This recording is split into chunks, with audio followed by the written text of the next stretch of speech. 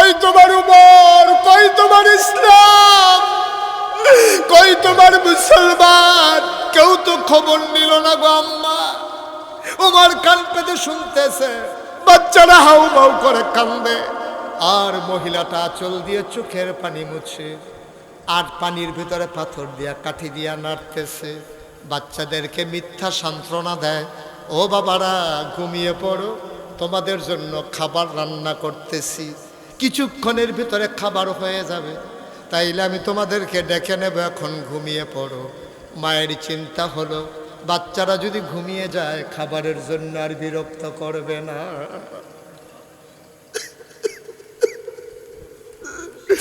অর্ধ পৃথিবীর প্রেসিডেন্ট উমর ছেড়ে তাবু দিয়ে তাকাইয়া দেখে,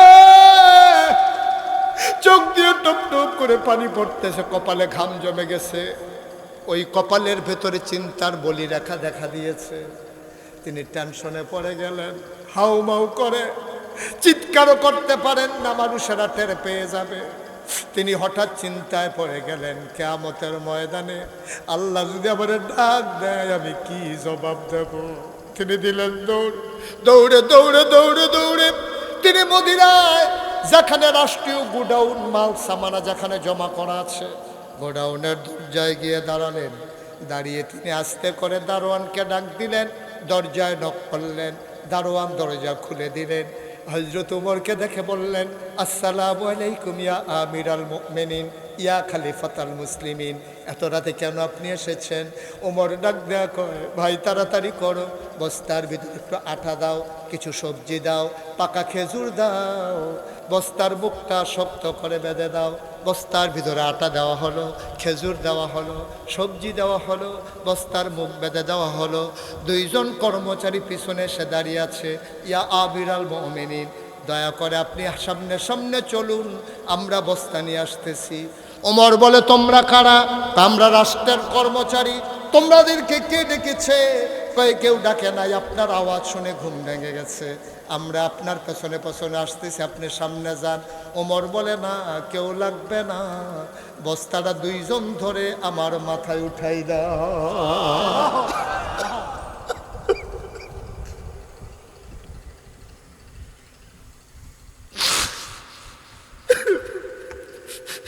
বস্তাটা মাথায় উঠাই দাও। কর্মচারীরা আমরা রিজাইন দেবো, চাকরি করবো না, আমরা থাকতে আপনি যদি বস্তা মাথায় নেবেন তাইলে আমাদেরকে কেন রেখেছেন? আমাদেরকে বিদায় করে দেন। ওমর বলে, কেন? আমি বস্তা নিলে সমস্যা কি? দায়িত্ব আমার, বস্তা তাড়াতাড়ি আমার মাথায় দাও। যুবকেরা বলে, কর্মচারীরা বলে, না, আপনি সামনে সামনে যান, আমরা বস্তা নিয়ে আসতেছি। ও আইরনের মুসলমান, মুশতাক ফয়েজি কোনোদিন তোমাদের কাছে আসে নাই, আর কোনোদিন আসবো কিনা জানি না। কোনোদিন যদি মুশতাক ফয়েজি না আসে, মনে রাখবা আমি এসেছিলাম, মনে রাখবা আমি কথা কয়টা বলে গেলাম। মাইনা মাইনা চইল, একদিন তো তুমি মরেই যাবা। তোমারে যেই দিন কাফন পরাইয়া মাটির কবরে দাফন করে দেবে, এমন একটা জিন্দেগি কইরো রে ভাই, সবাই দেখুক মাটির কবর, তুমি যেন মাটির কবর মাটি নাই, তুমি যেন দেখো মাটির কবর জান্নাতের টুকরা হয়ে গেছে।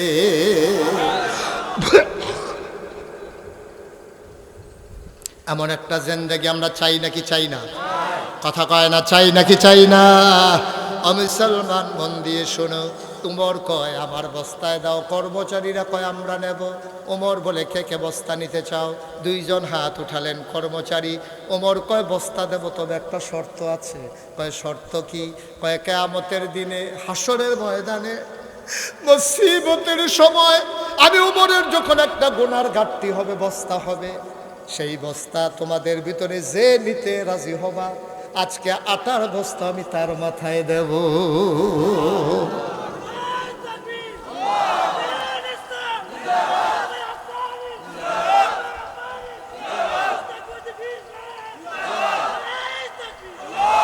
আমি তার মাথায় বস্তা দেব।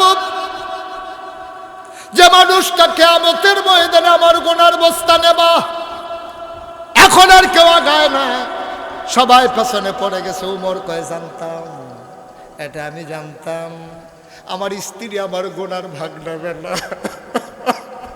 ভাই রোলের মানুষ, সংসার করতেছো, নিজের স্ত্রীর জন্য, সন্তানের জন্য তুমি সুদে টাকা খাইয়া টাকা বাড়াই দিয়া যাইতেছো। 5 কানি জমিন তুমি 10 কানি বাড়াই দিয়া যাইতেছো। তুমি নতুন বাড়ি করে দিচ্ছ, বাচ্চারা ওই বাড়িতে ঘুমাবে। তুমি এই বাড়ি বানাইতে গিয়া কতদিন তুমি নামাজ কাজা করেছো, তুমি জুমার নামাজও কাজা করে ফেলেছো। এই ঘর বানাইতে গিয়া তুমি আজকে মরে দেখো রে ভাই, তোমার লাশটা যদি ঘরের বাইরে নেয়, তোমার বিবি বৃষ্টির ভিতরেও তোমার লাশটা আর ঘরে ফিরাবে না, ঠিক কিনা? কি রঙের ঘোড়া দৌড়াইতেছি আমরা। এই বিবির জন্য তুমি কি না করেছ, এই সন্তানের জন্য তুমি কি না করছো। আজকে মাহফিলের পরে বাড়িতে গিয়া তোমার বিবিরে জিগাইবা, ও বিবি আমার জীবনে যত গুনাহ তুমি ভাগ নেবা নাকি? দেখবেন অপর দিকে মুখ ফিরাই ফেলবে, মুচকে হাসি দিয়া বলবে, আমার গুনাহ নিয়ে তো আমি টেনশনে আছি, তোমার গুনাহ নেব কখন? আমার পূর্বে মাগরিবের পরে গুরুত্বপূর্ণ আলোচনা করেছেন মঞ্চ ময়দানে, যার সাথে কথা হয় অবিরত।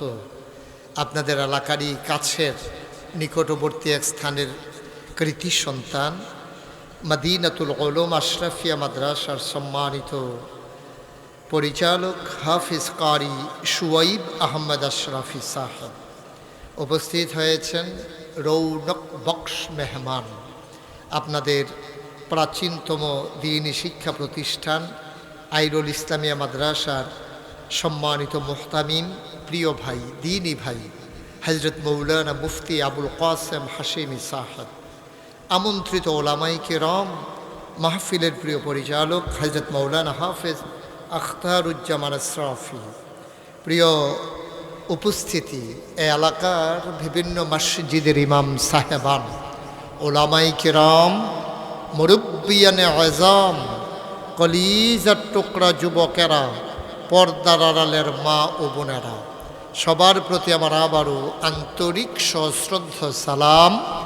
আসসালামু আলাইকুম ওয়া রাহমাতুল্লাহি ওয়া বারাকাতুহু। আপনার রাস্তাঘাটে দোকানপাটে যারা আছেন, আপনারা যদি মনে করে থাকেন আমার পরে আরও হুজুর আছে, তাইলে দেখবেন যে মাহফিলের সবাই যাইতে আছে, আপনি আইতে আছেন। কারণ আমার পরে আর হুজুর নাই, আমি শেষ হুজুর। সুতরাং আপনারা যারা এই এদিক সেদিক আছেন, রাস্তাঘাটে দোকানপাটে বসে অপেক্ষা করছেন যে পরের হুজুরের সময় আইবেন, পরে আর হুজুর নাই। সুতরাং এখনই চলে আসা লাগবে, খুব দ্রুত, কম সময়ের ভিতরে চলে আসতে হবে। প্রচণ্ড গরম, আমার পাশে ফ্যান লাগানো আছে, পেছনে বাতাস করতেছে, তারপরও আমার গরম লাগতেছে, হুজুরে গামতে আছে। আমার গরম লাগতে আছে আর গামতে আছে হুজুরে। এটা ওই জাতি বাইয়ের টানে টানে আর কি। হ্যাঁ, এরকম হয়, লাইলি রেফিডা দেয়, মজদুর গাও দাগ পড়ে, এই কারবার হয়েছে আর কি। হ্যাঁ, যাই হোক, আল্লাহ ভরসা। এই হুজুরের গাম আমি গামলে আমি নাই, যাই হোক, আল্লাহ ভরসা। সবাই খুব এখানে যারা দাঁড়াইয়া কথা বলতেছেন, কি মাইকম্যান কথা বলে নাকি অন্যরা কথা বলে? আপনি কেউ কথা বললেন না, কয়েকবার আমার কানে আওয়াজ আসছে। দয়া করে আপনি এখান থেকে সরেন। এই যে হলুদ গেঞ্জি, আপনি ভিতরে যান, ভিতরে উদয়ের সামনে এখানে চলে আসো, আমার কাছে চলে আসো, স্টেজে চলে আসো। যান, আপনি যান, ভিতরে যান, ভেতরে গিয়ে বসেন। কোনোভাবেই বিরক্ত করা যাবে না, কোনোভাবেই না। সবাই দয়া করে আমাকে একটু সুযোগ করে দিতে হবে, কারণ আমি এই এলাকায় নতুন, তো আমি আর আসিনি কখনো। অন্য জায়গায় হইলে আপনারা এই কাজ করতেন না। আগামী যত বছর যদি কোনোভাবে আসতে পারি, তখন আর কেউ দাঁড়ানোর চিন্তাও করতেন না, বাইতে আইতে বালিশ লই আইবেন হুতনের লেগে। এখনও তো লড়ে না, ওই যে তখন সরনা দাঁড়াই থাকার দরকার নাই, সব সরেন। একজন লোকও দাঁড়াই থাকা যাবে না, সরেন। হ্যাঁ হ্যাঁ হ্যাঁ, সর। তাই মনে করছে কতক্ষণ এমনি নিচের ফেল থাকলে পরে খেয়ে রই লাগবো। এদিকে ফলাফাইন ফেস হলো, যেন দিয়ে বুঝ দিয়া লাইবা। দর্শ তাড়াতাড়ি করেন। হ্যাঁ, মাশাআল্লাহ, সুন্দর হয়েছে। পড়েন আলহামদুলিল্লাহ। মঞ্চে যারা আছে না পড়লেও সারবো। উনি মনে করছে আমি তো আইনুল ভাইয়ের ভাই, আমার পরিচিত এক লোক আছে ঢাকার আইনুল, ওনার ভাই হলো উনি। উনি মনে করছে আইনুল ভাইয়ের লোকে যেহেতু আমার খাতির, উনারে বোধহয় কিছু কইতাম না মনে করছে উনি।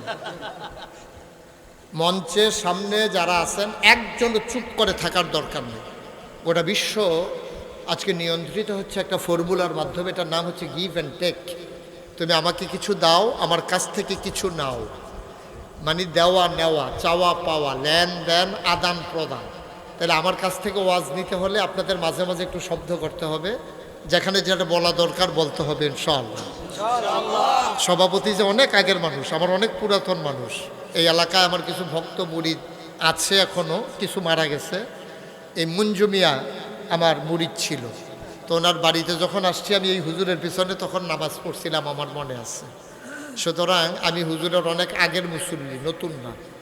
আমিন বলেন জোরে, আপনি কইতেন না?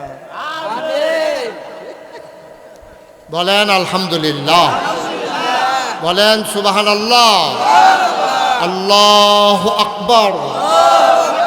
শুকরিয়া আদায় করলাম কার? করব কার? করে যাব কার? লস না লাভ? কম না বেশি?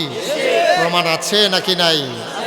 আমার আল্লাহ রাব্বুল আলামিন কোরআনুল কারীমে কত সুন্দর করে ওয়াজ করে দিলেন। আল্লাহ বলেন, লা ইন শাকারতুম লা আযীদান্নাকুম। ও দুনিয়ার মানুষ, নিয়ামত পেয়ে যদি শুকরিয়া আদায় করবে, যেই নিয়ামত পেয়ে শুকরিয়া আদায় করবে, শুকরিয়া আদায়ের কারণে ওই নিয়ামত আমার আল্লাহ আরো বহুত গুণে বাড়িয়ে দেবেন। বলেন সুবহানাল্লাহ। আমার আল্লাহ যা বলেন তা করেন নাকি করেন না? কম কম না বেশি বেশি? প্রমাণ আছে নাকি নাই? কোরআনুল কারীমে 30 পারায় সূরা বুরুজের শেষ অংশে আল্লাহ কত সুন্দর করে ওয়াজ করে দিলেন। আল্লাহ বলেন, ফাআলুল লিমা ইউরিদ। আমার আল্লাহ এমন আল্লাহ, তার যা মন চায় ওই কাজটাকে আমার আল্লাহ বেশি বেশি করে দেন। বলেন সুবহানাল্লাহ। আল্লাহ দুনিয়ার মানুষের মতো না। দুনিয়ার মানুষ বলে একটা করে আর একটা, ঠিক কিনা? অসুখে পড়লে একরকম, ভালো হয়ে গেলে আরেক রকম, বিপদে পড়লে একরকম, বিপদ দূর হয়ে গেলে আরেক রকম, নদী পার হওয়ার আগে একরকম, নদী পার হয়ে গেলে আরেক রকম, নির্বাচনে দাঁড়াইলে একরকম, পাশ করার পরে আরেক রকম, ঠিক কিনা? একটু বেশি ঠিক না? কমন পড়ছে, কমন পড়ছে, হ্যাঁ মিলছে। হ্যাঁ মুসলমান মন দিয়ে শোনো, আমার আল্লাহ রাব্বুল আলামিন তিনি যা বলেন তিনি তাই করে দেন। তিনি কখনো ওয়াদা খেলাফ করেন না। তিনি নিজেই নিজের ব্যাপারে ওয়াজ করে দিলেন। আল্লাহ বলেন, ইন্নাকা লা তুখলিফুল মিআদ। আমার আল্লাহ এমন আল্লাহ, তিনি যা ওয়াদা করেন, ওয়াদার খেলাফ করা আমার আল্লাহর জন্য শোভা পায় না, ঠিক কিনা? এই আল্লাহ আছেন নাকি নাই? ছিলেন নাকি ছিলেন না? থাকবেন নাকি থাকবেন না? আমার এই আল্লাহ কয়জন?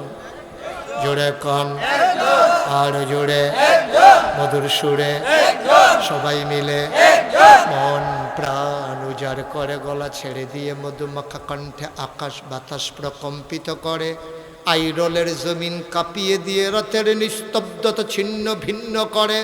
চলো সবাই মিলে মধুমাখা কণ্ঠে গলা ছেড়ে দিয়ে চিৎকার করে আমার আল্লাহকে সবাই মিলে একটা ডাক দেয়, আল্লাহ। ও প্রাণের আল্লাহ, খুঁজে খুঁজে দেখলাম পীরের মতো পীর হয়, ইমামের মতো ইমাম হয়, মন্ত্রীর মতো মন্ত্রী হয়, এমপির মতো এমপি হয়। আমার আল্লাহর কি মতো হয়? আমার আল্লাহর কি নমুনা হয়? আমার আল্লাহর কি ডুপ্লিকেট হয়?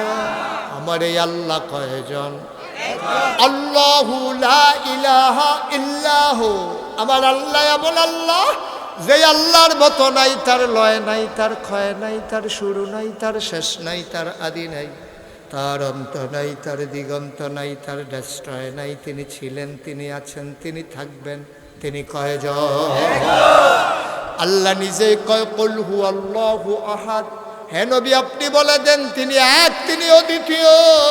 দুনিয়ায় এমন কোনো মানুষ নাই, কারো মুখাপেক্ষী নাই। পৃথিবীর যিনি সবার সেরা, যিনি বিলিয়ন ট্রিলিয়ন টাকার ডলারের যিনি মালিক, তিনিও কারো না কারো মুখাপেক্ষী। মুসলমান, একাকী কোনো মানুষ স্বয়ং সম্পূর্ণ না। যিনি বিরাট টাকার মালিক, তিনি যদি পাঞ্জাবি বানাতে যায়, ট্রেইলারের দোকানে যাওয়া লাগে। ও বন্ধু, কাপড় কেনার জন্য কাপড়ের দোকানে যাওয়া লাগে, সেলাই করার জন্য দর্জির দোকানে। যিনি কাপড় বিক্রি করেন, কাপড় কেনার জন্য চলে যান পাইকারি দোকানে। পাইকারি দোকানদার কিনে আনেন ওই মিল ফ্যাক্টরি থেকে। মেইলের মালিক সুতা কিনে আনেন সুতাওয়ালা থেকে। সুতাওয়ালা সুতা বানানোর আগে তুলাওয়ালার কাছে আবার যাওয়া লাগে। ও বন্ধু, তাইলে বোঝা গেল একটা টুপির জন্য তুমি কত জায়গায় যাওয়া লাগে, পাঞ্জাবির জন্য কত জায়গায় যাওয়া লাগে। আল্লাহ কয় আল্লাহুস সামাদ, তিনিও মুখাপেক্ষী, তিনি কারো মুখাপেক্ষী না। তার খাবার নাই, তার পোশাক লাগে না। কিন্তু বাড়ুইয়েন না, আমিন কয় না রে, জোরে কয় না আমিন। এবার যেই কথাটা কইতাম ইসলাম, ও তাইলে আবু বকর, উসমান, আলী, উমর রাদিয়াল্লাহু তাআলা আনহুম, আমরা যেহেতু তাদের বংশধর, তাহলে আবু জেহেলের বংশধরও কথা কেন আছে নাকি নাই? এটি চিনতে হবে ওরা কারা।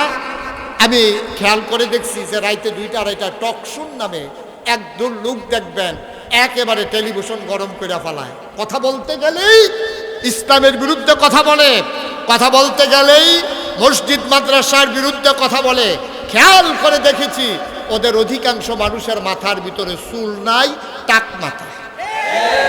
আমি অনেক গবেষণা করলাম, বুদ্ধির লোকে চুলের তো শত্রুতা গিরে, যে বুদ্ধি থাকলে চুল থাউন যেত না। কারণটা কি? আমি অনেক বইও পড়ছি, পাই না। পরে নিজে নিজে গবেষণা করে বার করছে, আমার মনে হয় বুদ্ধি গুতাইয়া তার চুল বেড়াই আলগা করে লাইছে। তা ঠিক কিনা কয়দিন আগে একটা ধরা খাইছে ঢাকা ইউনিভার্সিটিতে। ঢাকা ইউনিভার্সিটির এক প্রফেসর, আপনি চারটিখানি কথা মনে করেন না। ঢাকা ইউনিভার্সিটিতে চান্স পাওয়া, আমি জানি না আইরল গ্রাম থেকে কয়টা ছেলে ঢাকা ইউনিভার্সিটিতে পড়ে। সো টাফ, এটা মারাত্মক বিষয়। ঢাকা ইউনিভার্সিটি প্রাচ্যের অক্সফোর্ড, ঢাকা ইউনিভার্সিটিতে চান্স পাওয়া এটা বিশাল বিষয়। ঢাকা ইউনিভার্সিটি টিচার, প্রফেসর, এটা চারটিখানি কথা মনে করেন না। এটা এমন না যে আপনি অটো চালিন না বেড়ায়, রিক্সা চালাইন না বেড়ায়, এরকম না। এটা ব্যাটারি দিয়াতে রিক্সা চালায় না। সাংঘাতিক বুদ্ধিমান মানুষ, ঠান্ডা মাথায় পরিকল্পিতভাবে একটা কথা বলেছে। মানুষটা কি বলেছে শুনলে আপনি আশ্চর্যান্বিত হয়ে যাবেন। লোকটা কয়, যারা পর্দা করে, খুব খেয়াল করে, যারা পর্দা করে, বুরকা পরে, নেকাব লাগায়, হিজাব পরে, এইসব মেয়েরা ঢাকা ইউনিভার্সিটিতে পড়ার দরকার নাই। পর্দাশীল মেয়েরা ঢাকা ইউনিভার্সিটিতে পড়ার দরকার নেই। এখন আমার মেয়ে যদি ঢাকা ইউনিভার্সিটিতে চান্স পায়, তাইলে বুরখা পড়ার কারণে আমার মেয়ে ঢাকা ইউনিভার্সিটিতে পড়তে পারবে না, এটাকে আপনারা মানেন? আপনার বোন ঢাকা ইউনিভার্সিটিতে পর্দা করার কারণে পড়তে পারবে না, এটাকে আপনি মানেন? কিন্তু সে তো বলছে শতকরা 92 জন লোক এই দেশে মুসলমান। এই দেশে শতকরা 92 জন লোক মুসলমান। এই দেশে মসজিদ মাদ্রাসার দেশ, এই দেশ বক্তব্যের দেশ, এই দেশে হক্কানি পীর মাশায়েখেরা নেংটির বদলে মানুষকে লুঙ্গি পরা শিখিয়েছে, হরে রামের জায়গায় কলমা পড়তে শিখিয়েছে, শ্রীর জায়গায় মোহাম্মদ লিখতে শিখিয়েছে, টিকির বদলে টুপি পড়তে শিখিয়েছে। যেই দেশে আসার নামাজ পড়ে দুরুদ পড়তে পড়তে মানুষ ঘুমোতে যায়, যেই দেশে ফজরের আজান শুনলে মানুষের ঘুম ভাঙে, শতকরা 92 জন লোক মুসলমানের দেশে, যারা ওই বাংলার বাদশাহের রাজধানীতে শীততাপ নিয়ন্ত্রিত কক্ষে বসে পুলিশ পাহারায় ইসলামের বিরুদ্ধে কথা বলে। আমি বলেছি ঢাকা রাজধানীতে বসে ইসলামের বিরুদ্ধে কথা বলা সহজ, পাল্লাই রোলের জমিনে এসে বলো, পিঠের চামড়া নিয়ে ঢাকা যাওয়া যাবে না।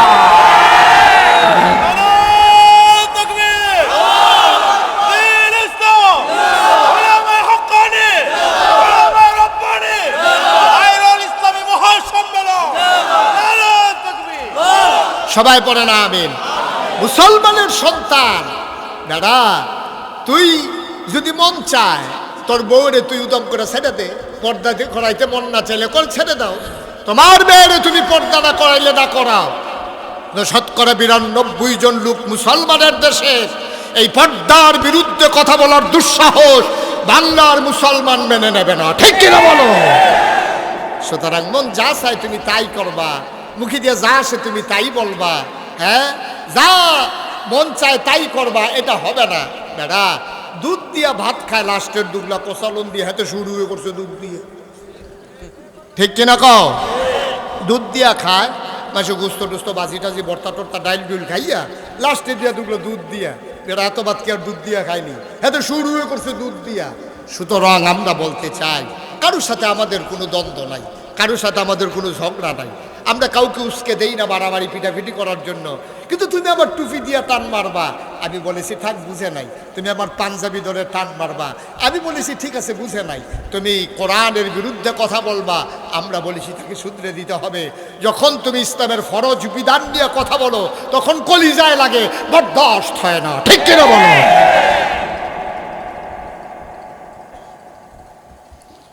মুসলমান মন দিয়ে শুনুন, মানুষ হয়ে গেল দুই ভাগ, একদল হলো শয়তানওয়ালা, আরেক দল হয়ে গেল আল্লাহওয়ালা। আজকে আমরা যারা এখানে আছি আমরা সবাই আল্লাহওয়ালা দাবি করি অথবা আল্লাহওয়ালা হতে চাই। আজকের আলোচনা আল্লাহওয়ালা মানুষগুলো কেমন, সেখান থেকে দুই একটি কথা শুনবো, নিজের জীবনকে ওইভাবে রাঙাবো, আমিও যেন এন্তেকালের পরে মানুষের স্বীকৃতির মাধ্যমে আল্লাহওয়ালা হিসাবে দুনিয়া থেকে বিদায় হতে পারি, ঠিক কিনা? আবার এন্তেকালের পরে যে শুনবে সেই যেন বলে হারে একটা ভালো মানুষ বিদায় হয়ে গেল। প্রতিটি মানুষের জীবনে এইটাই হচ্ছে সার্থকতা। আল্লাহ যেন কবুল করে, সবাই বলে আমিন। বন্ধুরা আমার, ভাইয়েরা আমার, এমন একজন আল্লাহওয়ালা মানুষ যার ব্যাপারে মাগরিবের পরে আমরা কথা শুনছিলাম, শুয়েব আহমদ আশরাফি সাহেব, তিনি কথা বলছিলেন হযরত উমরের ব্যাপারে। আমরা সেখান থেকে আবার শেষ করে বুঝিয়ে দিতে চাই।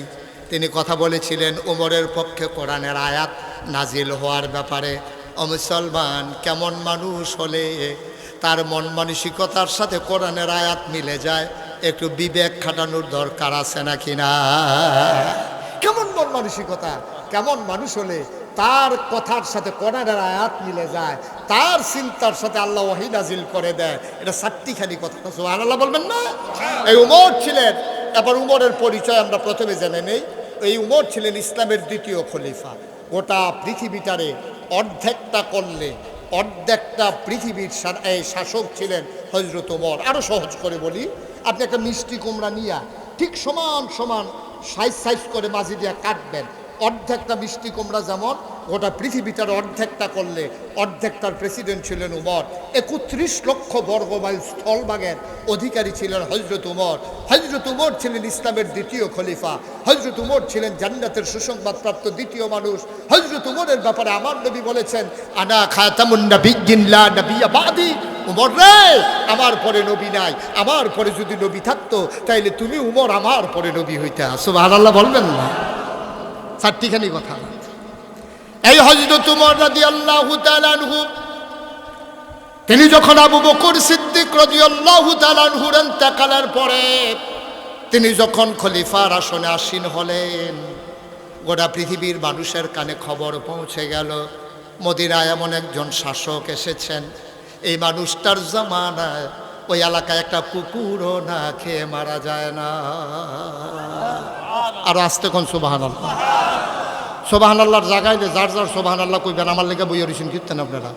হ্যাঁ বলেন সুবহানাল্লাহ, বলেন আলহামদুলিল্লাহ, বলেন আল্লাহু আকবার। সুবহানাল্লাহর জায়গায় আমার জন্য দেরি করার দরকার নেই, বলেন সুবহানাল্লাহ। তা হযরত উমর রাদিয়াল্লাহু তাআলা আনহু তার জমানায় যখন গোটা পৃথিবীতে, আচ্ছা শুনেন, এই ইউনিয়নটার নাম কি? নোয়াগাঁও। এই ইউনিয়নের চেয়ারম্যান সাহেব উনি পাস করার পরে ঘোষণা দিছে, আমার এই এলাকার, আমার ইউনিয়নের ভিতরে একটা কুত্তা যদি না খাইয়া মারা যায় তাহলে এটার জন্য আমি দায়ী। কোনো কুত্তা যদি দেহ রাস্তার কান্দাত পড়ে রয়েছে, খানার অভাবে জিব্বাটা বার করে দিয়ে বইয়া রইছে, আমারে খবর দিবা, আমি এই কুত্তারে বন্ডুটি খাওয়ায়। উনি কইয়া দিছে মনে করেন। এখন এই কথাটা, এই ছেলে এই তো মাঠা রয়ে যাবো গা বারণের লিখি কথা তো একটা মনে পড়ছে, এটা কি কইলি তা এই মাহফিলত আমি কোথাছি বাড়িও না একটা করছে কি আপনার মাহফিলের মাঝখান থেকে বারণের লেগে এরকম কনুই দিয়া বর দিয়া আডু দিয়া আস্তে আস্তে আগাইতেছে। আমি তো দেখি চাই না, যেই মাত্র কান্দাত গেছে আমি কেন এটা কইসি পরেতে যে দুপুরে ফালদিকা বাইরে পড়ছে ওই প্যান্ডেলের বাস আইনা যে রাখছে প্যান্ডেল করণের লেগে গাইড কলা বাসের মধ্যে লাগিয়া সারিত করে নতুন লুঙ্গিটা নাই লাভের দূরে দইছে এত এখন পুষ করে আটে বুড়া সিরালাইছিল বাইরে দিয়ে বাইক গেলে কি জবাব দেবে এই চিন্তায় দোতে অন্য কেন গেছে বাইতেও গেছে না তার বউ তো ধরব তুমি নতুন লুঙ্গি ছিড়লো কেমনি এটা কইয়া যাও তে যে এই কারবার করতে গেছে এটা কোনো যায় না।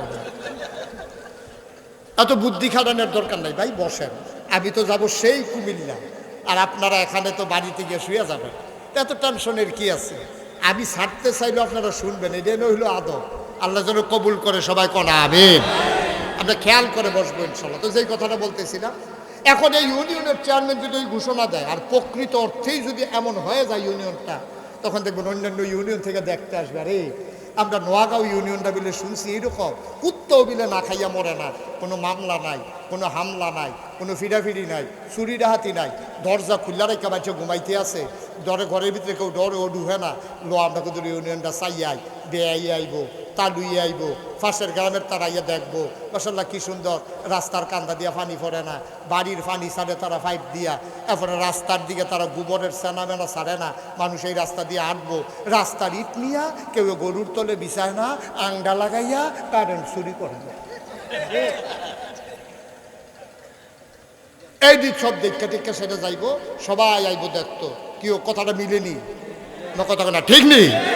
কারণ এই দেশটার ভিতরে এত শান্তি আর শান্তি, এই ইউনিয়নটা বেড়া বাংলাদেশে কোনোখানো শান্তি নাই, আর এই জায়গার ভিতরে বিলে এইরকম কারবার ঘুরতে রয়েছে, রাস্তার মুড়ে বিড়ে ফুল বাগান হয়ে রয়েছে, মানুষ বিলে সুন্দর করে আটতে আছে, কেউ কোনো ঝামেলা নাই, কিচ্ছু নাই, মামলা নাই, হামলা নাই, মাইয়াফানটা ফলাফানে বইয়া বইয়া ব্রিজের উপরে বিলে টিটকারি মস্কারা মারে না, মাইয়াফান যাইতে আছে স্কুলে ফলাফান আরেক লাইনে যাইতে আছে, এক লাইনে মাইয়াফান চলে আরেক লাইনে ফলাফান চলে, কেউ কাউরে টিটকারি মস্কারা করে না, হুজে প্রত্যেক দিন নামাজের ভিতরে হাজিরা হয়, ইমাম সাহেব হাজিরা রাহে মুরব্বীরার, ফলাফানে হাজিরা রাহে ফলাফাইনার, খেলা চলে গ্রামের ভিতরে, যেই মাত্র আসরের আজান দিছে একটা ফলা খপ করে বলদারে দৌড়ালায়, অন্য ফলাফানে জিগায় কিরে বল দর্শত কেড়ে কয় নাগাইশের ফিরসা বুজুরে কইয়া গেছে আগে নামাজ তারপরে খেলা, ঠিক কিনা?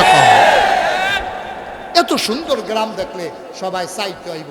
পৃথিবীর ভিতরে উমর যখন এত একটা রেকর্ড করে লাইছে, পৃথিবীর বিভিন্ন দেশ থেকে মানুষ এতে আছে চাইতো, এর ভিতরে একবার আইছে ভিতরে আইয়া সেটা আরেকবার আরেক দেখা পাইছে, দেখা পাইলে কয় ভাই আপনার বাড়ি গো, কয় বাড়ি দেওয়া হবে, কয় আপনি কি এই দেশের, কয় হয় এই দেশের, তো কয় আপনার যে প্রেসিডেন্ট এবার কয় কার কথা কও, কয় প্রেসিডেন্ট পামডেগুলো ইতা নাই, কয় তৈলি কি প্রধানমন্ত্রী, কয় না এটাও না, কয় রাজা বাদশাহ, কয় এইটা তো ফইলেই না, কত তোমরা দেশটা চালাই কেনা, তো এই দেয় না কইবা।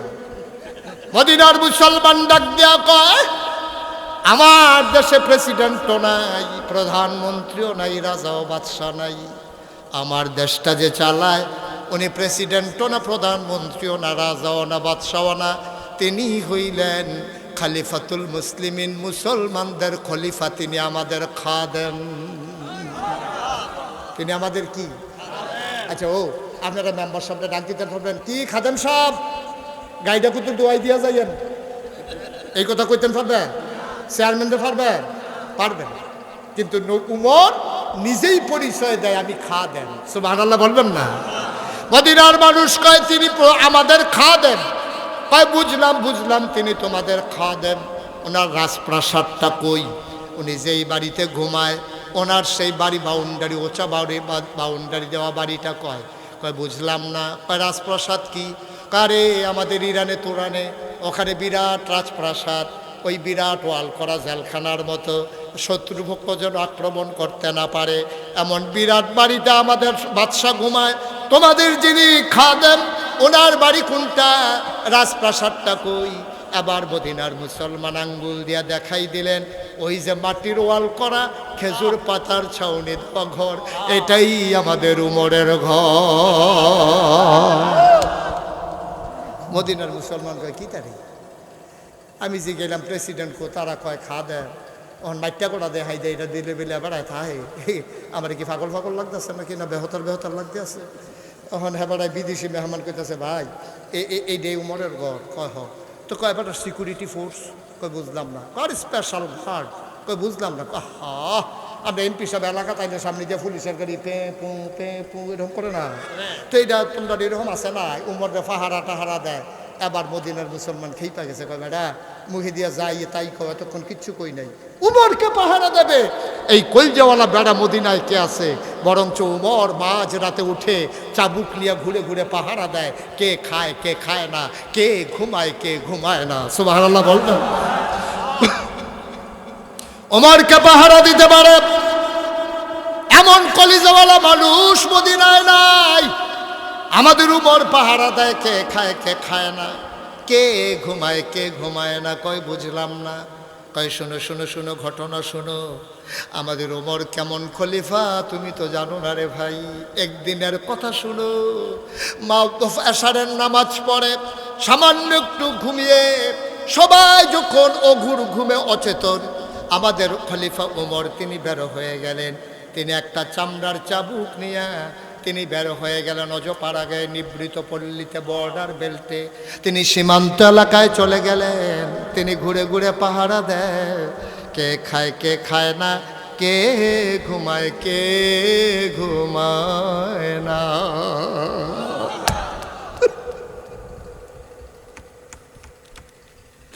পাখিগুলো আপন নিরে ঘুমিয়ে পড়েছে, গরুগুলো গোয়াল ঘরে, দাওয়ারিশ কুকুরগুলো নিরাপদ আশ্রয়ে ঘুমায়।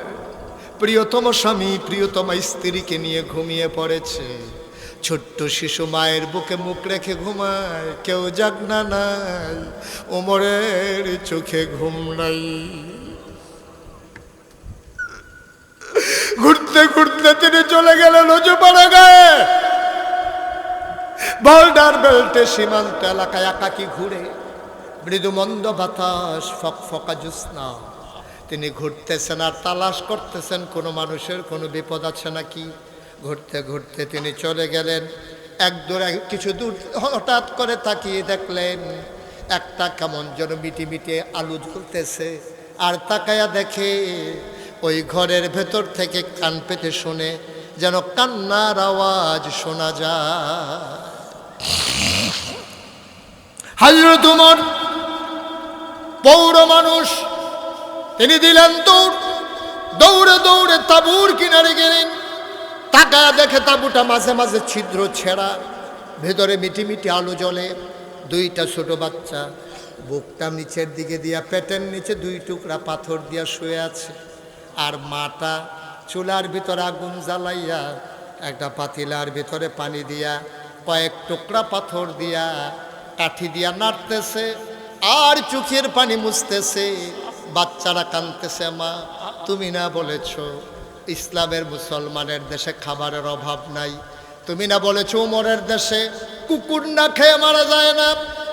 ওই 3 দিন ধরে কাফেরের দেশে খাই নাই গো মা, মুসলমানের দেশে আসলাম খাবারের আশায়। সকালবেলা আসলাম, কোনো খাবার কেউ দিল না। দুপুর হয়ে গেল, কেউ খবরও নিল না। বিকেল হয়ে গেল, সূর্য হারিয়ে গেল পশ্চিম আকাশে। আম্মা আম্মা গো, কেউ আমাদের খবর নিল না।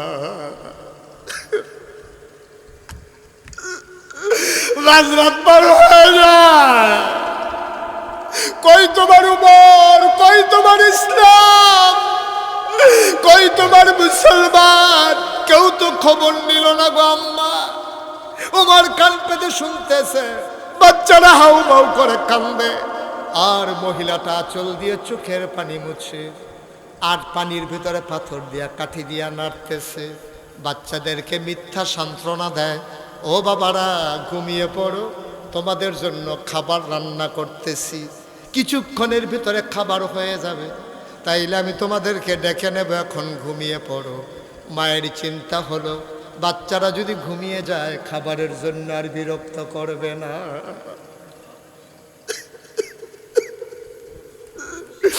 অর্ধ পৃথিবীর প্রেসিডেন্ট ওমর ছেড়ে তাবু দিয়ে তাকাইয়া দেখে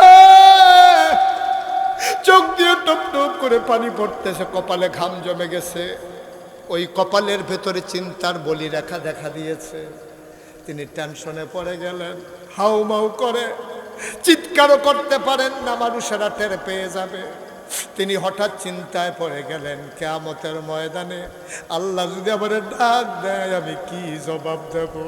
তিনি দিলেন দৌড়, দৌড়ে দৌড়ে দৌড়ে দৌড়ে তিনি মদিনায় যেখানে রাষ্ট্রীয় গোডাউন মাল সামানা যেখানে জমা করা আছে, গোডাউনের দরজায় গিয়ে দাঁড়ালেন।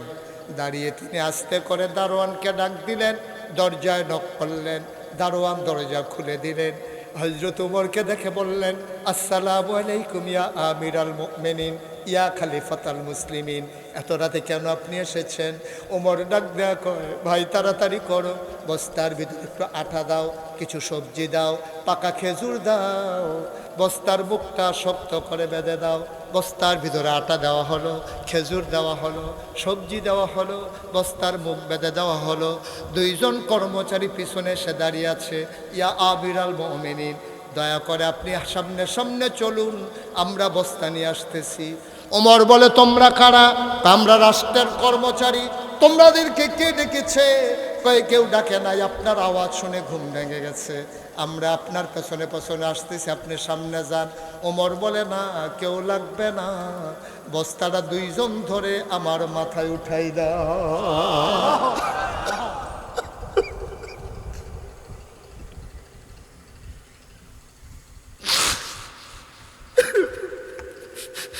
বস্তাটা মাথায় উঠাই দাও।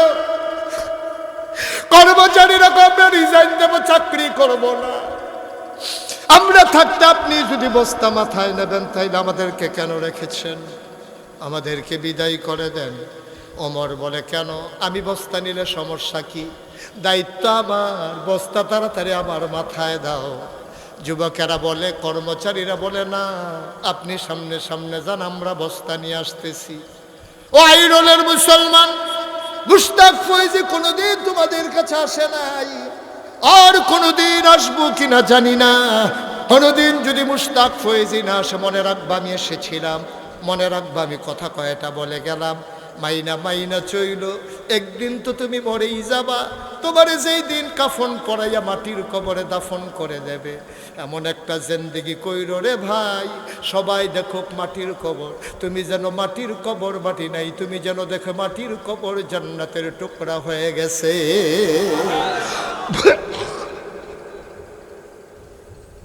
এমন একটা জিন্দেগি আমরা চাই নাকি চাই না? কথা কয় না, চাই নাকি চাই না? মুসলমান মন দিয়ে শোনো, উমর কয় আমার বস্তায় দাও, কর্মচারীরা কয় আমরা নেব। ওমর বলে, কে কে বস্তা নিতে চাও? দুইজন হাত উঠালেন কর্মচারী। ওমর কয়, বস্তা দেব, তবে একটা শর্ত আছে। কয়, শর্ত কি? কয়, কিয়ামতের দিনে হাসরের ময়দানে মুসিবতের সময় আমি উমরের যখন একটা গুনার ঘাটতি হবে, বস্তা হবে, সেই বস্তা তোমাদের ভিতরে যে নিতে রাজি হবা, আজকে আটার বস্তা আমি তার মাথায় দেব।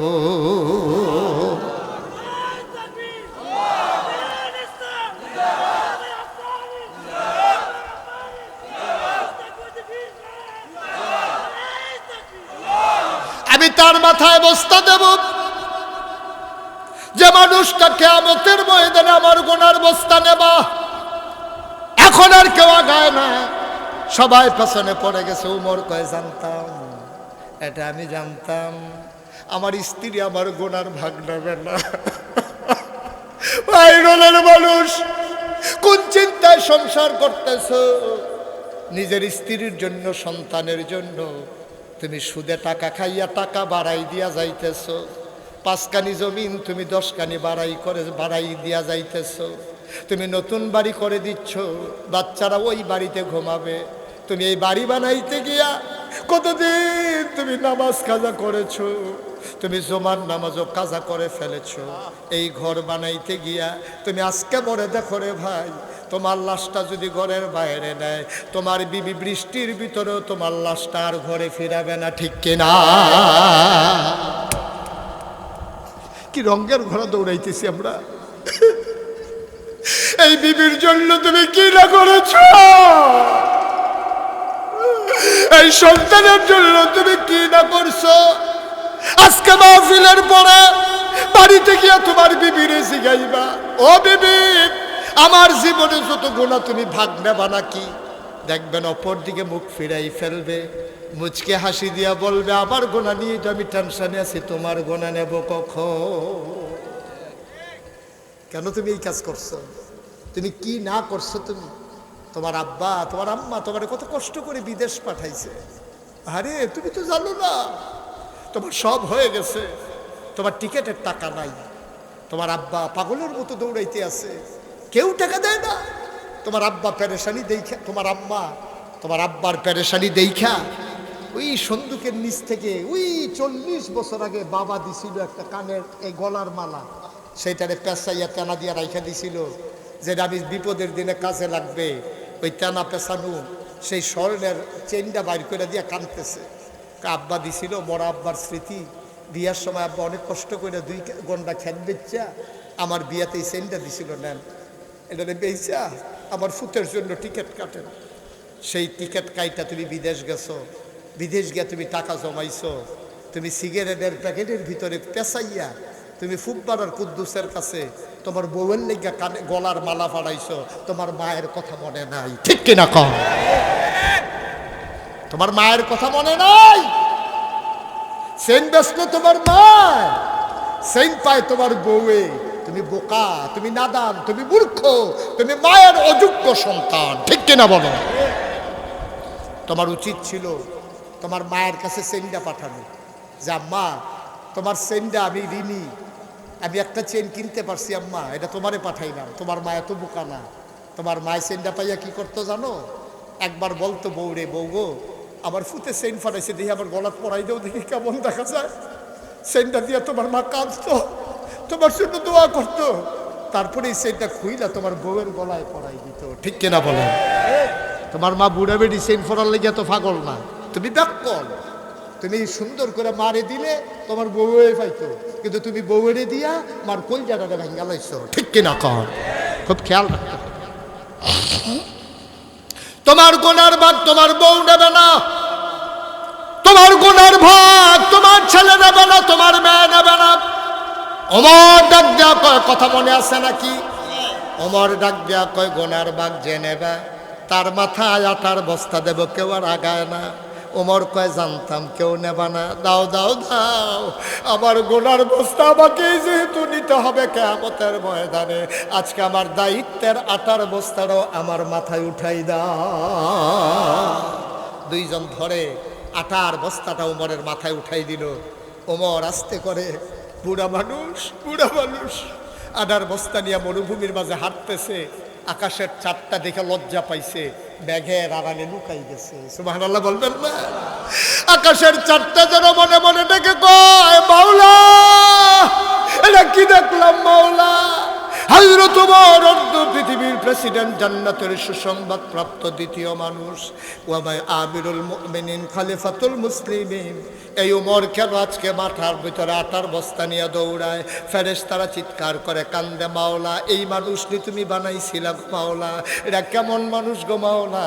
ওমর দৌড়ায় দৌড়ায় দৌড়ায়, দৌড়তে দৌড়তে ঘামতে ঘামতে তিনি ওই মরু প্রান্তরে বর্ডার বেল্টে সীমান্ত এলাকায় ওই ছেড়া তাঁবুর সামনে গিয়ে দাঁড়ালেন। সালাম দিলেন, আসসালামু আলাইকুম। ভেতর থেকে মহিলা কয়, ওয়ালাইকুম আসসালাম। ওমর ডাক দেয়া কয়, মা, ও মা, দরজা খুলে দাও গো মা। তাকায়া দেখো কে তোমার দরজায় দাঁড়িয়ে আছে।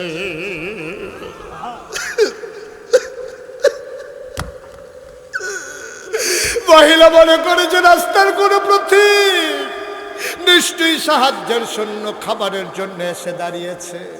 মহিলাটা কয়, বাবা, কে আমারে মা ডাকে? আমি মা হওয়ার উপযুক্ত না, আমারে মা ডাইকো না। আমার জন্ম দেওয়া 2টা সন্তান, 3 দিন ধরে আমি খাইতে দিতে পারি না, আমি কিসের মা?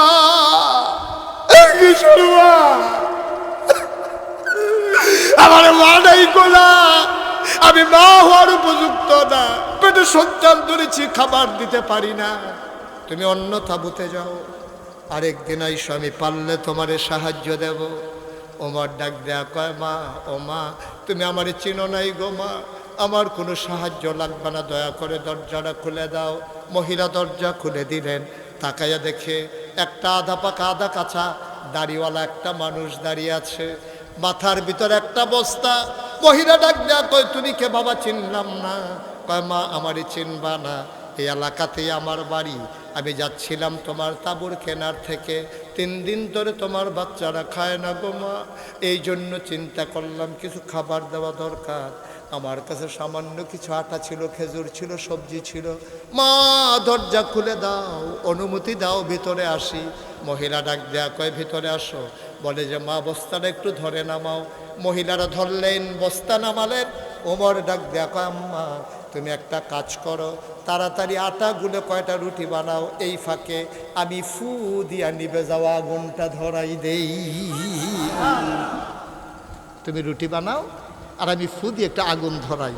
অর্ধ পৃথিবীর প্রেসিডেন্ট, আমিরুল মুমিনিন, খলিফাতুল মুসলিমিন, নবীর পরে যিনি নবী হবেন, নবী ঘোষণা দিয়েছেন যদি নবী থাকতো, সেই উমর চুলার ভিতরে ফু দিয়ে আগুন ধরায় আর মহিলা আটা গুলতেছে। ইসলাম ইসলাম ময়দানে তাদের সামনে লজ্জায় আমরা দাঁড়াইতেও পারবো না, জান্নাতের আশা করবো দূরের কথা, তাদের সামনে লজ্জায় দাঁড়াইতেও পারবো না, পালাই যাইতে হবে।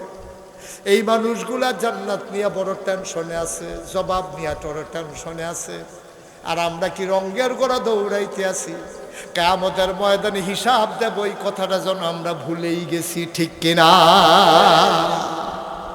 হযরত ওমর তিনি ফু দিয়ে আগুন ধরাইতেছে, অর্ধ পৃথিবীর প্রেসিডেন্ট, আর মহিলাটা আটা গুলতেছে। আটা গোলা হলো, রুটি বানানো হলো। ওমর ফু দিয়ে নিভে যাওয়া আগুন ধরালেন। তিনি বললেন, আম্মা আমার কাছে রুটি গুলে গুলে রুটি বানিয়ে আমার হাতে দাও, আমি তার ভিতরে খোলার ভিতরে সেঁকতেছি। মহিলা রুটি বানাই দেয়, ওমর খোলার ভিতরে দিয়া 2টা রুটি সেঁকলেন। এবার ওমর ডাক দেখো, আম্মা আম্মা গো, আমার ভাইয়েরা খায় নাই গো আম্মা, 3 দিন হয় ভাইয়েরা খায় নাই, কানতে কানতে দুর্বল শরীরটা নিয়ে ঘুমাই গেছে, তুমি যদি অনুমতি দাও আমি ডেকে উঠাই গো আম্মা। মহিলা ডাক দিয়া বলে, বাবা উঠাও। এবার ওমর 2টা ছেলেকে দেখলেন, ভাই উঠো। বাচ্চাগুলো উঠলো। ওমর রুটি ছিঁড়ে টুকরা করে খেজুরের বিচিটা ফেলে ভেতরে খেজুর দিয়া বাচ্চাদের মুখের কাছে একটা লোকমা নেয়। ওমর কয়, খোদার কসম, আমি জীবনে অনেক ক্ষুধার্ত মানুষ দেখেছি, খাবার নিয়ে কারাকারি করতে দেখেছি, আমি এমন কারাকারি কাউকে করতে দেখি নাই। আমি লোকমা নেই, একটা মুখ চলে আসে 2টা, আমি একটা লোকমা নেই, 2টা মুখ চলে আসে আমার কাছে। আমি একটা মুখ ধাক্কা দিই, আরেক মুখে লুকমা দেই, আবার এই মুখ ধাক্কা দিয়ে ওই মুখে লুকমা দেই। বাচ্চাগুলা খাবার খেলো, পেট ভরে গেল, পানি খেলো, ওরা আবার শুয়ে পড়লো। আমি বললাম, মা মা গো, আর বাচ্চারা কানবে না, এবার আমি তোমার রুটি দেই, তুমি খাও। মহিলাটা কয়, না বাবা আমার রুটি লাগবে না। পরের দিন সকালবেলা বাচ্চাগুলো আবার কানবে, আমি রুটি দেবো কোত্থেকে, আমি খাইতে পারবো না। ওমর বলে, মা একটা রুটি তুমি খাও। মহিলা গলায় নিলেন, চিবুলেন, ঢুক গিলতে পারেন না, গাল বেয়ে বেয়ে টপ টপ করে পানি পড়ে। মহিলা বারবার উমরের দিকে তাকায়, তাকায়া দেখে বুড়া মানুষটার চোখ বেয়ে বেয়ে, দাড়ি বেয়ে বেয়ে পানি পড়ে, পাঞ্জাবির সামনের অংশ ভিজে গেছে।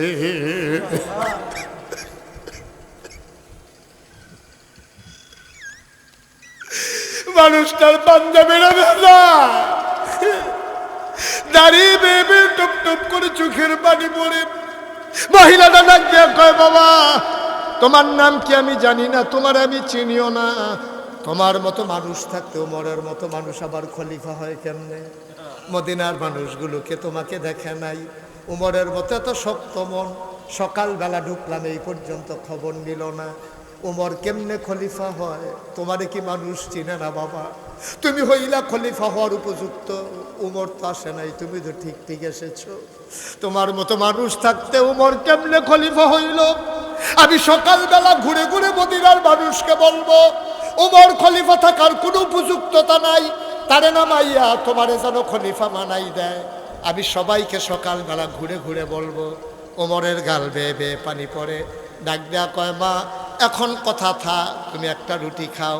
মহিলা রুটি খায় আর গাল বেয়ে বেয়ে পানি পড়ে। ওমর চলে আসলেন, আসার আগে বললেন, মা তুমি একটা কাজ করে সকালবেলা উমরের দরবারে আইসো।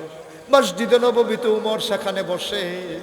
মা গো, আমার সাথে উমরের বড় খাতির গো আম্মা। উমরের সাথে আমার বড় খাতির, আমি যা বলি উমর তাই করে, আমার কথা উমর ফালায় না। তুমি সকালবেলা আইসো, আমি উমরকে বলে তোমার মাসিক রেশনের ব্যবস্থা করে দেব। তুমি আইসো, সেখানে তোমার জন্য মাসিক রেশন দিয়ে দেব। আমি উমরকে বললে উমর ফালাবে না। উমর আস্তে করে হাঁটতে হাঁটতে বাসায় চলে আসলেন। তাহাজ্জুদ পড়লেন, ফজরের নামাজ পড়লেন। উস্কু খুস্কু তার চুলগুলো, দাড়িগুলো তার এলোমেলো, চোখগুলো তার লাল। মানুষগুলো জিজ্ঞেস করে, ইয়া আমিরাল মুমিনিন, আপনি কি কোনো সমস্যায় আছেন? উমর বলে, না, রাতে ভালো ঘুম হয় নাই, এই জন্য মনে হয় চোখ লাল হয়ে আছে। ওমর বসে বসে সবার সাথে পরামর্শ করতেছেন। মহিলাটা দুইটা বাচ্চার হাত ধরে মসজিদে নববীর দরজায় গিয়ে দাঁড়ালেন। একজন মানুষকে জিজ্ঞেস করে, ভাই, ও ভাই, একটা লোক বলছিল এখানে নাকি উমর থাকে, আমাকে দেখা করতে বলছিল। ভাই, ওই যে মসজিদের ভেতরে, আমি নাকি এখানে নাকি উমর বসে। উমর কোনটা? এবার মানুষটা আঙ্গুল দিয়া দেখাই দিল। সবার মাঝে লম্বা মানুষটা যিনি বসে আছেন তিনি ওমর। মহিলা তাকায়া দেখে, যারা আঙ্গুল দিয়া দেখাই দিছে ওই মানুষটার কেউ না, রাতের বেলা যে ফু দিয়া আগুন ধরাইছে।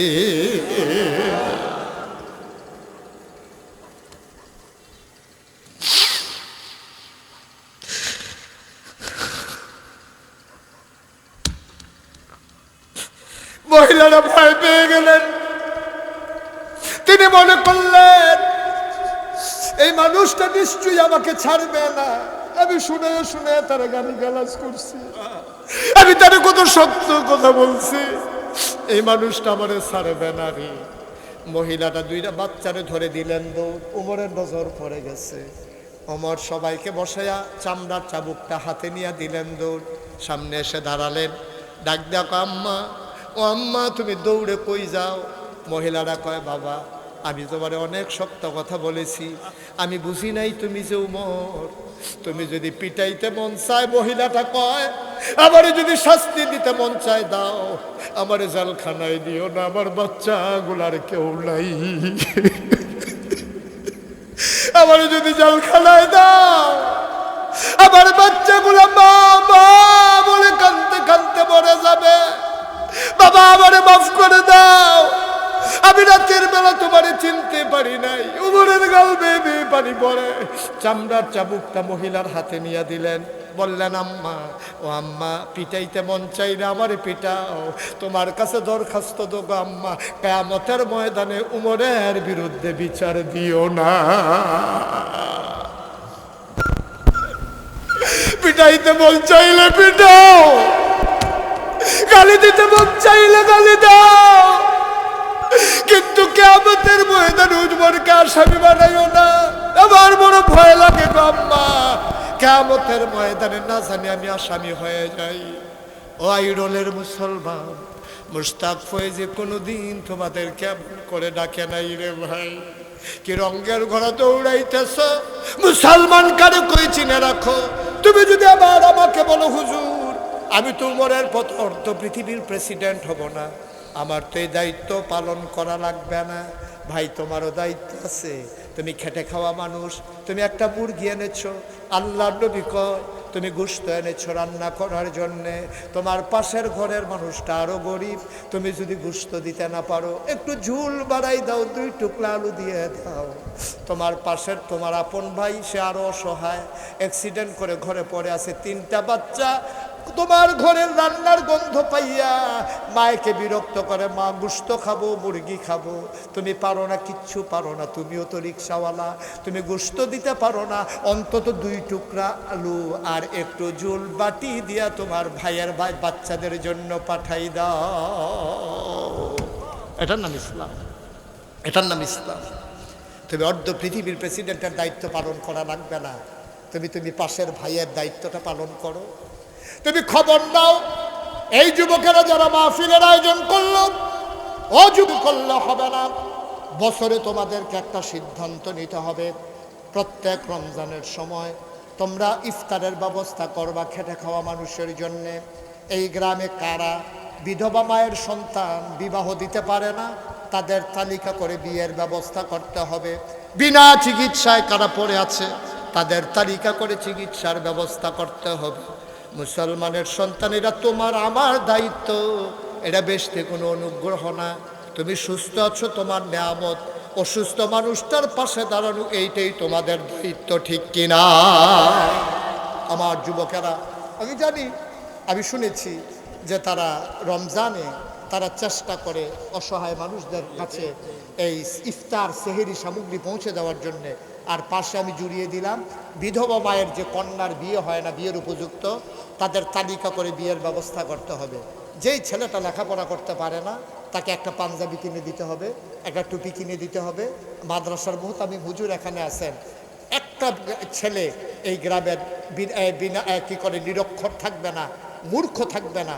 এই তোমরা যুবকেরা তাদেরকে তালিকা করে বই পুস্তক কিনে দিয়ে, পায়জামা পাঞ্জাবি টুপি বানিয়ে দিয়ে তাদেরকে মক্তবে যাওয়া এনশিওর করতে হবে।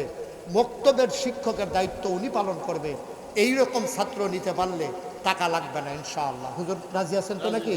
ইনশাআল্লাহ টাকা লাগবে না। তাইলে আমার ছেলেরা, ছোট্ট ছেলেরা শিক্ষা পাবে। আমার বোনেরা যাদের বিয়ে হয় না, বিয়ের ব্যবস্থা করতে হবে। আমার অসহায় বাবারা, মায়েরা যাদের চিকিৎসা হয় না, তাদের চিকিৎসা করতে হবে। তাহলে আমরাও এক একজন উমরের মতো ভূমিকা নিয়ে আমরাও কিয়ামতের ময়দানে দাঁড়াতে পারবো ইনশাআল্লাহ, ঠিক কিনা বলেন? পারবো না? এটা আমরা পারবো না? আমার ছেলে 5 জন, 5টা ছেলে বিদেশ থাকে, 2 বছর পরে পরে ছুটিতে আসে। 5 জন ছেলে 2 বছর পরে 5টা কম্বল আনে, 10 বছরে 10টা কম্বল হয়। আপনি স্বামী স্ত্রী বাড়িতে আছেন, আপনারা 2 জন মিলে গায়ে দেন একটা, আর 9টা কম্বল স্টিলের আলমারির উপরে রাইখা চাইয়া চাইয়া হাসে না। গায়ে দিয়া মরতাম ফারতাম না, এর আগে বুধে মরে যে কেন শৈলের নমুনা খারাপ।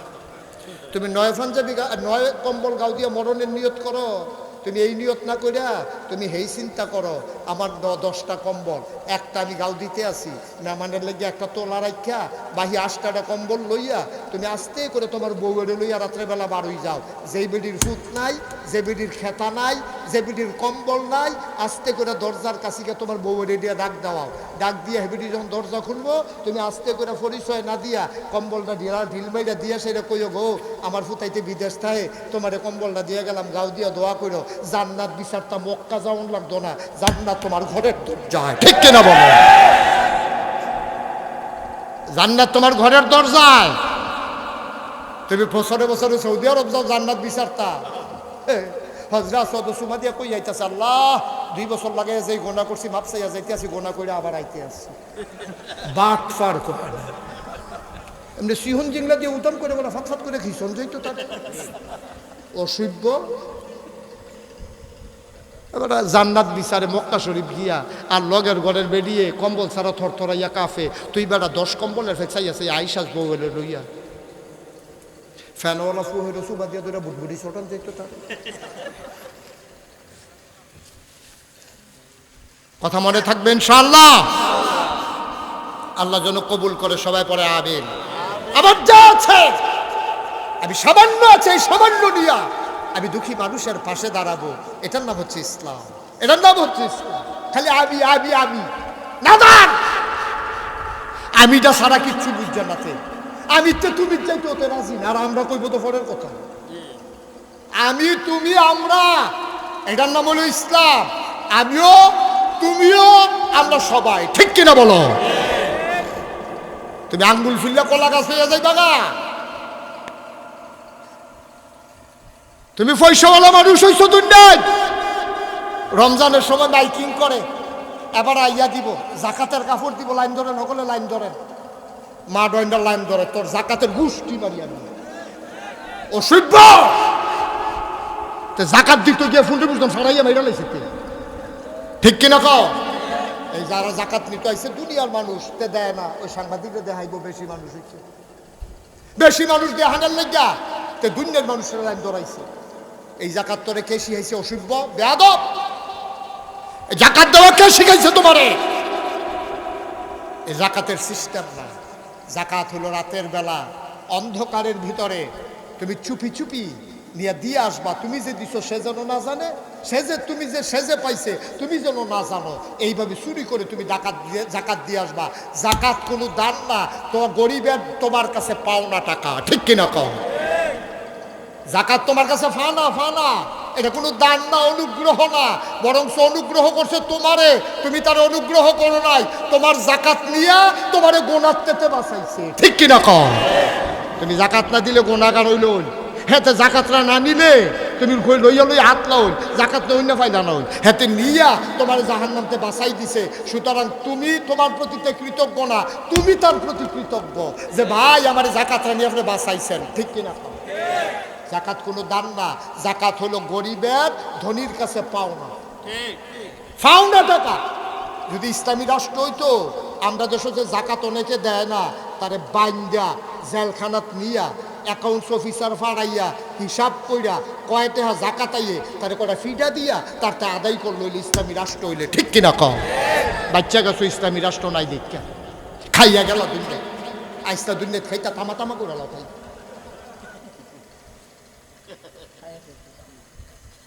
বেড়া কিটা খাইতে পারবা তুমি? তোমার আমি চ্যালেঞ্জ দিলাম, তুমি কয় টাকা খাইতে পারবো আমার সাথে বসো, আমি টাকা দেবো, তুমি দেখি কতক্ষণ খাইতে পারো। একজন মানুষ আরো বালাখানে হলো খাইলো 2000 টাকার খানা খাইতে পারতো না।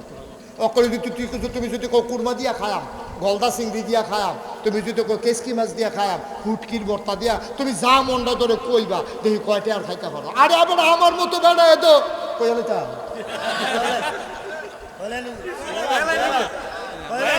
মাহফিলও গেছিলাম, মাহফিলও গেছি, হেতান্ডি শুনছি আমি দেশি গুড়া মাছটা পছন্দ করি, এতান্ডি আমার লেগে কই মাছ, শিং মাছ, ট্যাংরা মাছ রুটি দিয়া বানাইয়া দিছে পরে আমি ইচ্ছা মতো খাইছি, পছন্দ হয়েছে। খাইয়াটাই আসাচ্ছি পরে ওই যেতে খাওয়াইতে আছে, হেতে করতেছে একটা জিনিস তো বাইরেছি। আমি বললাম খানা শেষ, আমার এখন যদি কেউ ফিডে কানতাম ফারাম খাইতাম পারতাম না। হয়তো হুজুর একটা জিনিস বাইরে আমি কি তাই না, হুজুর আপনার যে ডায়াবেটিস যেটা আমি শুনছি এলাকা ঢাকাতে আপনার লেগে ওয়ার্ডার দিয়া মিষ্টি বানাই আনছি 1400 টাকা কেজি। কয়শো টাকা কেজি? না কথা না, 100 টাকা কেজি? 1400 টাকা কেজি আপনার লেগে মিষ্টি বানাই আনছি। আমি কি মিষ্টি দিছাই আনছে পরে আমি কতক্ষণ চাইয়া রয়েছি, খাইতাম পারছি না, চাইয়া থাইকা খাইতাম পারছি না। হুজুর একটা মিষ্টি খান, আমি ওই তো না। পরে এটা কইছি যে একটা কাম করো, যেহেতু আশা করি আনছো মিষ্টি দিয়ে আমার পছন্দ হয়েছে, ওয়াশটা কইরাই ঠেকনার লগে কিছু জায়গা খাবি হইলে যাইতে নি 2টা খাইয়া যাইতাম। পরে আগুনের সময় 2টা খাইয়া কয়টা লইয়া এরপরে আইয়া পড়ছি। ভাই এর দূরে তো খানা, এর দূরে তো ফারলাম না তো, ফারলাম না তো। 2টা রুটি গুঁড়া মাছ দিয়ে খাওয়ানোর পরে 1400 টাকা কেজি মিষ্টিটা, একটা মিষ্টি ফারলাম না তো খাইতাম, সাইয়া থেকে কাঁদতাম পারছি, খাইতাম পারছি। লাভ হয়েছে কি? এর দূরে তো এইটার লেগে বুঝি এত টান করণ লাগে, এইটার লেগে বুঝি সুদে টেহালাওয়ার লাগে, আর এইটার লেগে বুঝি তুই ঘুষ খাওয়ার লাগে, এইটার লেগে বুঝি তুই কন্ট্রাক্টারি করতে গিয়ে রডের বদলি বাস দেওয়ার লাগে, তুই সেইটার লেগে তুই সেটা খাওয়ানোর লেগে না দা, আরে খানার লেগে আমি সেইটা করে নিই। আমাদের স্বভাবগুলো হয়ে গেছে কুকুরের স্বভাব। মনে কষ্ট নিয়ে নাকে উচিত কথা কইয়া যাই গে, আর মগল বলা আইনা নাই সারা বারা লাগাই দিয়া যায় মগল বলা লাগা। আগামীকালকে সকালবেলা 3টা গুস্তের টুকরা লই দেব। কয়টা কথা কেন তো পারে? 3টা গুস্তের টুকরা লইয়া একটা কুত্তা, আপনার ফালা কুত্তা হোক রাস্তার কুত্তা হোক, অন্য কুত্তা দিয়ে দৌড়াইয়া ফিরটা একটা কুত্তার কাছে 3টা গুস্তের টুকরা এইটা দিয়ে হালাইবে। দেখবেন কুত্তাটা একটা গুস্তের টুকরা খাইতে আছে, আরেকটারে ফাড়া দিয়া ধরে রাখছে, আরেকটা ফেলে আমরা চাইয়া রাখছে।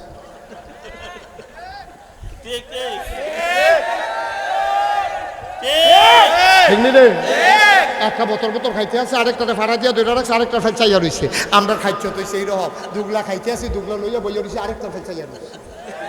আমরা কুত্তার খাইছ তো হয়ে গেছে আমরা, ঠিক কিনা কম? কোনো মানুষ এইরকম হইতে পারে না। কষ্ট হইতে আছে, ছাইড়া দেওয়া দরকার, পুরা দরকার কয় না। এতক্ষণকে আমি ওয়াজ করিনি, নতুন জায়গা দেখতে আয় না। আহা আহারে কই কে আসছে সবাই থেকে? আরে মুরব্বী, সুবহানাল্লাহ সুবহানাল্লাহ সুবহানাল্লাহ। আচ্ছা এটা থাক, পরে পরে বলবো। আমিন কর। আমিন। একটা মনের কথা কই, হ্যাঁ কইলে তা এবারে যেমনি খেয়ে দিয়েছে কইতাম ফারামনি কি কইতাম নি, কথাটা বেশি কিচ্ছু না। যদি 32 বছর মুশতাক ফয়েজি মাহফিল করি, এই বছরে এই একাধারে মাহফিল আজকে শেষ আমার এই বছর। ওই যে শুরু করছিলাম সেপ্টেম্বর মাস, আর আজকে এই বছরের একটু শেষ হইয়া কয়েকদিন বিরতি পাইলাম। কুরবান ঈদের পর থেকে আবার লাগাতার প্রোগ্রাম, এরপর ইনশাল্লাহ দেশের বাইরে যাব, কুরবান ঈদের পরই যাব। এর আগে কতগুলো প্রোগ্রাম বাংলাদেশে আমার আছে।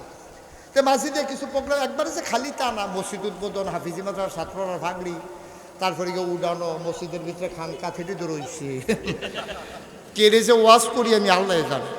যাই হোক, যেই কথাটা 32 বছর হয়েছে ওয়াজ করি, ওয়াজ করতে করতে আমার একটা অভিজ্ঞতা হয়েছে।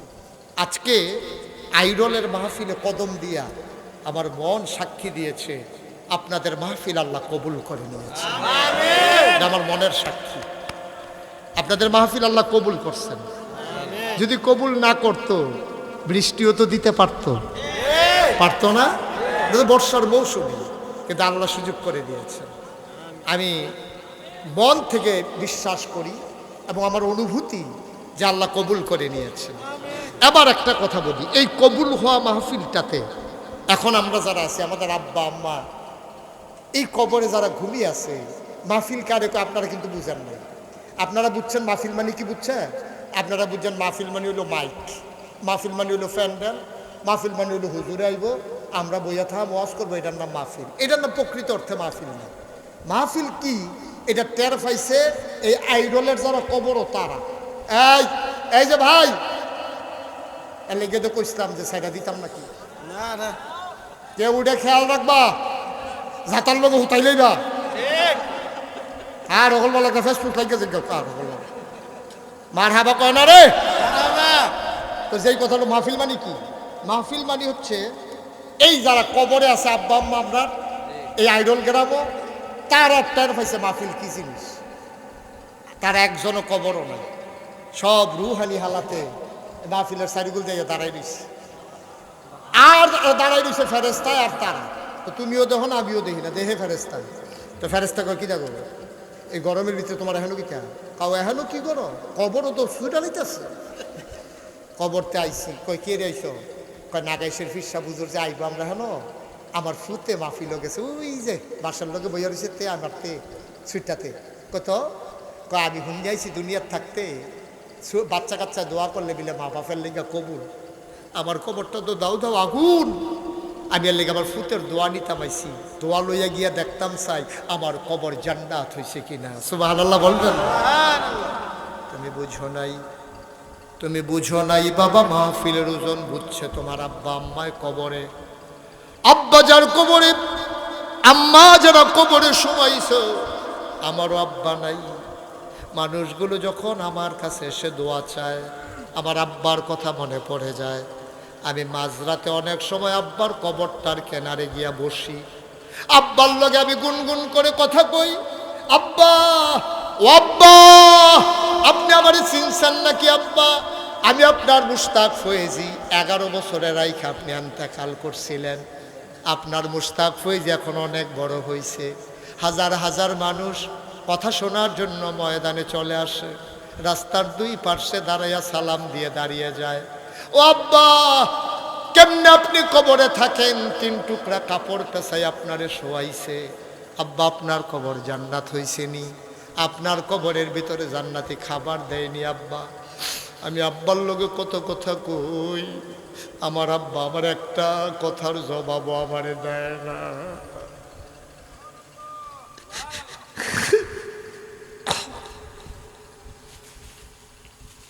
আমি কত কথা কই আব্বার লগে, আব্বা একটা কথার জবাব দেয় না। আমি কানতে কানতে ঘুমাইতে যাই, আমি ঘুমাইতে পারি না। ওয়াইরলের মানুষ, আমার যেমন বাবা নাই, আমার যদি এমন লাগে, তোমরার যারার বাবা নাই তোমরারও তো এমন লাগে রে ভাই। এই যে বাড়িটাত ঘুমাও, তোমার আব্বাই দিয়া গেছে, জমিনগুলাকে চাষ করে খাও, তোমার আব্বার দেওয়া।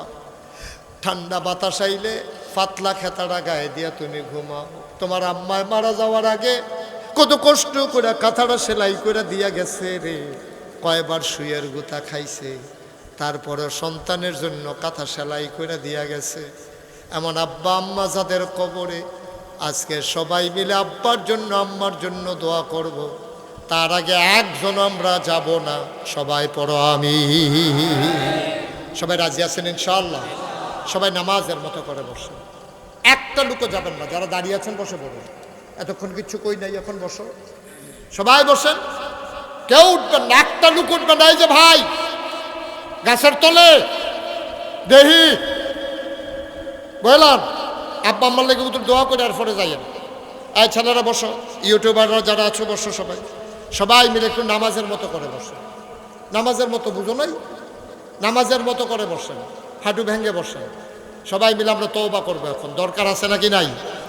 তাওবার আগে এই যে মসজিদের উদ্যোগে আজকের মাহফিল, এই মসজিদে ওযুখানা লাগবে আর ওয়াশরুম লাগবে। আমরা সবাই মিলে যদি একটু শরীক থাকি, সবাই মিলে একটু একটু করে দিলে তাদের জন্য কাজটা সহজ হয়ে যাবে। আমরা তওবার আগে, আমার ছেলেরা ঢুকতেছে আপনাদের কাছে, সবাই মিলে আপনাদের কাছে আসবে। 100, 200, 10, 20, 50, 500, 1000, একটা লুকো খালি যাবেন না দয়া করে। বিসমিল্লাহ বলে পকেটে হাত দেন আর সবাই মিলে শরীক থাকেন, আল্লাহ বরকত দেবে ইনশাআল্লাহ। সবাই মিলে শরীক থাকেন আর আমার সাথে খেয়াল করে গোনার গাঁটটি মাথায় নিয়ে সবাই আমার সাথে পড়েন, আউযু বিল্লাহি মিনাশ শাইতানির রাজিম। ছেলেরা আসতেছে, দেন বিসমিল্লাহ বলে সবাই দেন, একজন লুকো খালি যায়েন না। তোমরা সব ছেলেরা ভিতরে ঢুকো। জি, সবাই পড়ে, আউযু বিল্লাহি মিনাশ শাইতানির রাজিম, বিসমিল্লাহির রহমানির রহিম, আস্তাগফিরুল্লাহ রাব্বি মিন কুল্লি যামব ওয়া আতুবু ইলাইহি, লা হাওলা ওয়ালা কুওয়াতা ইল্লা বিল্লাহিল আলিয়্যিল আযীম। হে আল্লাহ, ইচ্ছায় অনিচ্ছায়, প্রকাশ্যে গোপনে, শয়তানের কুমন্ত্রণায় পড়ে, নফসের তাড়নায় পড়ে জীবনে যত গুনাহ করেছি, কবিরা সগীরা শিরক বেদাত, সমস্ত গুনাহ থেকে খালেস অন্তরে তওবা করতেছি। হে আল্লাহ, গুনাহ মাফ করে দাও, তওবা কবুল করে নাও। আশহাদু আল্লা ইলাহা ইল্লাল্লাহু ওয়াহদাহু লা শারীকা লাহ ওয়া আশহাদু আন্না সাইয়্যিদানা হাবিবানা মাওলানা মুহাম্মাদান আবদুহু ওয়া রাসূলুহু সাল্লাল্লাহু আলাইহি ওয়াসাল্লাম। আমিন আমিন আমিন। পড়েন আলহামদুলিল্লাহ, বলেন আলহামদুলিল্লাহ। মাশাআল্লাহ, আপনি অনেক টাকা দিয়েছেন, সবাই মিলে শরীক হয়েছেন। মাশাআল্লাহ। আব্দুল মালেক ভাই, মাশাআল্লাহ, আব্দুল মালেক ভাই এই গ্রামের সন্তান। ও মাশাআল্লাহ, কাটানিশাল পাশে আব্দুল মালেক ভাই, মাশাআল্লাহ, সচেতন মানুষ। উনি আমার একটা জিনিস শুধরেও দিয়েছেন, এই জন্য থ্যাংক ইউ, অসংখ্য ধন্যবাদ আপনাকে। যে আমরা নবীর নামের সাথে পড়ব সাল্লাল্লাহু, আর সাহাবাদের নামের সাথে পড়ব, আর আল্লাহর ওলি বুজুর্গ ব্যক্তিদের নামের সাথে পড়ব রহমাতুল্লাহ আলাই, রাহিমাহুল্লাহ, রহমাতুল্লাহ আলাই। এটা যেন মনে থাকে। এখন তো কখনো কোনটা কইব এটাও ফেস লাগাই না। আল্লাহর ওলির আল্লাহকে কইয়া বইয়া থাকে রাদিয়াল্লাহু তাআলা আনহু। আচ্ছা, যে যে হলো যেমনি কইতে পারে আর কি, টের পাইব পড়ে না। জি, টাকাগুলো নিয়ে চলে আসেন। ওকে ফাইন, নিয়ে আসেন। আবার একটা কথা শুনেন, আপনারা সবাই পোস্টারে দেখেছেন মুশতাক ফয়েজি পীর সাহেব, দেখছেন না সবাই? আমি কিন্তু পীর সাহেব হতে চাই না, কারণ বাংলাদেশে পীর সাহেব দেখতে দেখতে আমি অতিষ্ঠ। আমি বাংলাদেশে ছোটোবেলা থেকে দরবারের লোক হওয়ার কারণে পীর সাহেব দেখছি, তো বাংলাদেশও দেখছি অধিকাংশ পীর সাহেব বইয়া বইয়া খায়, কোনো কাম নাই। হগিন্নি বেডি এটেহা দেয়, রিক্সাওয়ালা এটেহা দেয়, হাতে বইয়া বইয়া খায়। মন হয় 4-5 জন বইয়া রয়েছে, আসলে একজন ওই যে আজাইরা বইয়া খাইছে। এবার আপনাদের বিবেকের কাছে আমি একটা কথা জিজ্ঞাই, আচ্ছা ও যদি একজন ফিরসা বল এবারে রিক্সা চালাইলে ফিরালি ছুটতে যাবো গা, কথা কথা ফিরালি ছুটতে যাবো? একজন বাংলাদেশে রিক্সা এই পীর পাইবেন না, আল্লাহর অলি পাইবেন না যে রিক্সা চালাইতে আছে। আল্লাহর ফিরসাব রিক্সা চালায়, ফিরসাব গৃহস্থ করে, ফিরসাব গরু ফালে, ফিরসাব চাকরি করে, কিছু কিছু চাকরিজীবী পাওয়া যায়, কিন্তু ফিরসাব কাম করে খায় এইরকম লোক খুব কম। অথচ আমার নবীজি দুজাহানের বাদশাহ নবী একদিনও উনি কাঠ ছাড়া খায় নাই, ঠিক কিনা বলেন? বইয়া বইয়া একদিনও খাইছে না।